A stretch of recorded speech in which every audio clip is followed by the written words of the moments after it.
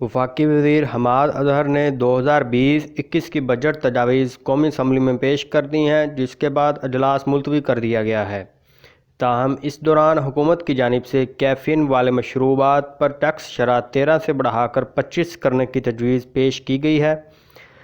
تفصیلات کے مطابق حماد اظہر نے تقریر کے دوران کہا کہ پاکستان میں موبائل فون بنانے کی اجازت دے دی گئی ہے۔ پاکستان میں موبائل فون بنانے کے لیے سیلز ٹیکس میں کمی کی جا رہی ہے۔ ڈبل کیبن گاڑیوں پر بھی ٹیکس کی شرح بڑھا دی گئی۔ ان کا کہنا تھا کہ درآمدی سگریٹ کی شرح 65% سے بڑھا کر 100% کر دی گئی، جبکہ اس کے علاوہ قومی شناختی کارڈ سے متعلق شرط 50,000 سے بڑھا کر 1 لاکھ کر دی گئی۔ پی ایف ڈی پی کے لیے 650 ارب روپے اور زراعت ریلیف میں 10 ارب مختص کیے گئے ہیں۔ انہوں نے کہا کہ افواج پاکستان کے شکر گزار ہیں کہ حکومت کی کفایت شعاری کی پالیسی میں شامل ہوئے۔ حکومت کفایت شعاری کے اصولوں پر کاربند ہے۔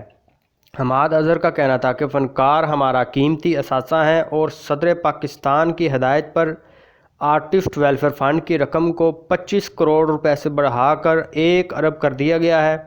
اس کے علاوہ ان کا کہنا تھا کہ کامیاب نوجوان پروگرام کے تحت وزیر اعظم عمران خان نے پاکستان کی ترقی کے لیے نوجوانوں کے کردار پر زور دیا ہے۔